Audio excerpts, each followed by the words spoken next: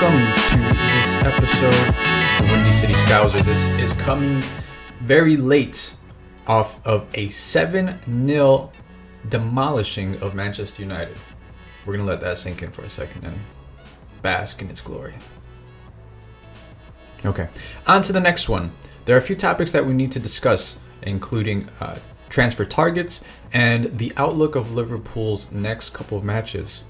So we know that we've got Bournemouth, we've got Manchester City, as well as Chelsea and Arsenal coming up. While it is not the end of the season, it is a very crucial stretch. And I'm going to talk about what I predict will happen, what needs to happen for us to be successful, and on the transfer rumors, who I think we're targeting based on some of the recent news. So it must be said, as long as this is a Liverpool podcast and YouTube show, Jude Bellingham is on the radar. Nothing else is going to be said until the end of the season. Borussia Dortmund just got eliminated by Chelsea out of the Champions League. So I think that will add to his frustrations and further solidify his want to leave the club. Liverpool are said to be in the pole position for the race. And I believe it's truly only a two-team race. It's either Liverpool or Real Madrid. I don't think that Manchester City fit his style. I don't think it's the culture he wants. And I don't think that it is going to help him leave the legacy that he is aiming to leave. So I'm not going to spend too much time on that. Next on the list is Josko Gvardiol. And while I think it is an ideal signing and he has expressed his love for Liverpool, he used to watch him with his dad growing up, he has a 110 million euro release clause that will kick in summer of 2024. RB Leipzig know that he is a hot commodity at the moment. If Liverpool are truly going to win the Jude Bellingham race, there's no way, in my opinion, that they will sign both of these players. Who knows? Who knows? There has not been a huge amount of spending the past couple of years, and we've seen the effects of that. So FSG and Klopp might have a different plan, and hopefully splash big this summer to set us up for long-term success. But we shall see. I think it's unlikely, but it is up there.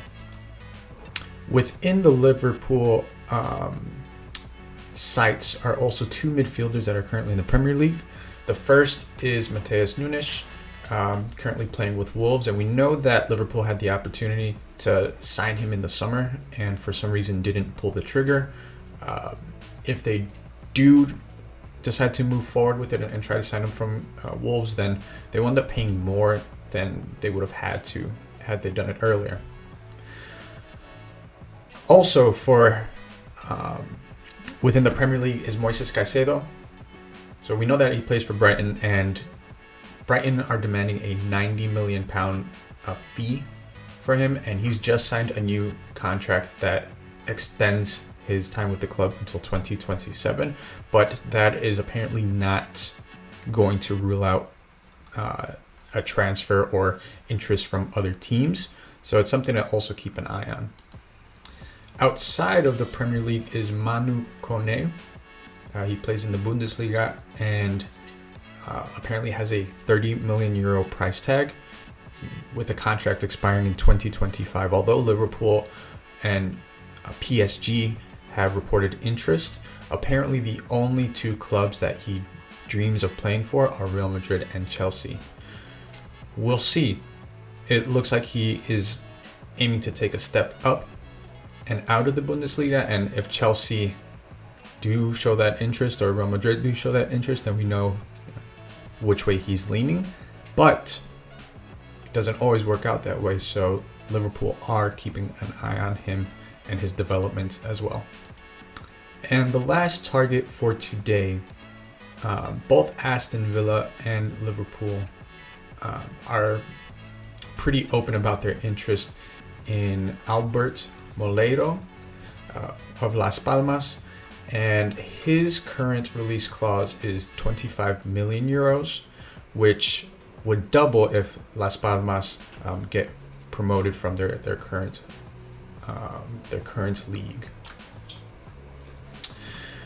Moving on to Liverpool's fixtures. So we know that this is going to be a crucial week. It's felt like every week has been crucial with Liverpool, but this is going to be the real test for Liverpool's current form.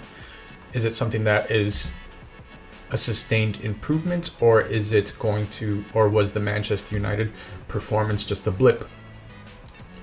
The last meeting between Liverpool and Bournemouth ended in a 9-0 victory for Liverpool, with goals from Luis Diaz, Harvey Elliott, Trent Alexander-Arnold, Roberto Firmino, Virgil, an own goal on Bournemouth's side, and then another goal contributed by Fabio Carvalho. My hope is that we will see the likes of Fabio a little more, as well as the return of Luis Diaz. I heard that he was back in training. It may be too soon, but we'll see. This could be a game to further develop our bench and get these guys some playing time. Fabio's been on the bench for a long time. Luis obviously out with injury. Let's see if they can get a little bit of a run and help develop our squad depth for the last part of the season.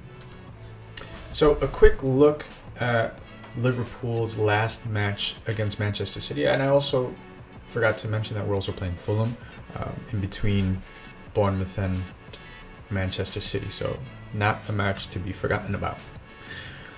But on the Manchester City comparison, last match, our starting lineup looked very different.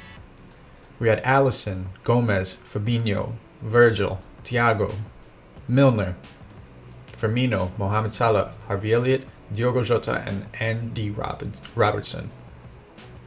With off-the-bench features from Henderson, Tsimikas, Nunez, Carvalho, and Trent. Now, taking back into perspective what was happening during that season, Trent was in really poor form. He was completely healthy, but Millie got the start at right back. Thiago, now injured. Diogo Jota is only a few matches back, and this was actually the match where he sustained the calf injury. And Fabinho's form was also on the decline. It's been getting a little better now. All in all, what needs to happen is the sustained performance level, and not just that, but the current tactics that have been implemented. I've been saying it for the past couple of videos. Right now, we are playing in a style that matches the players we have. Before, we were trying to play style with previous players in mind. Sadio Mane was the initiator of the high press, and we don't have him anymore, and we don't have anyone who performs that role similarly. So it doesn't work. Manchester City are a slow possession-based team, and their weakness at the moment is everything funnels towards Erling Haaland. So if you shut him down, you shut down 60% of their scoring attempts. Still leaves other players not unattended, but Kevin De Bruyne, Ilkay Gundogan, butchered that. If Julian Alvarez gets some playing time, Jack Grealish, we know that they can all be dangerous in their moments. But if we can keep Erling Haaland quiet, then there's a good chance we win this match.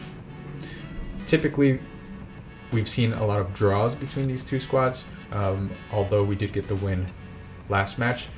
We had 37% possession to Manchester City's 63%, 75% passing accuracy. We lost about 100 passes that match, so we were 333 out of 443 passes completed to Manchester City's 86%. The difference between that stat is our passes have become a lot less risky over the past couple of weeks. So hopefully we continue that, and and just take care of the ball better. We've seen matches where ball possession and bad passes and lost possession was incredibly negatively impactful to the match for us. So let's just hope that this continued success is sustained. And then just quickly on Chelsea and Arsenal. Chelsea, they've started to get into a bit of winning form. They've just beat Borussia Dortmund, and they won their previous Premier League match. Arsenal still performing well, but their ranks are a bit thin. And if any big injuries happen between then and now, we could see Liverpool outweigh or end up being favored in that match. So it'll be interesting. I know this was a short update, a few topics thrown out there, but would love to hear what you're thinking, what you predict, what you'd like to see, and I will catch you next time.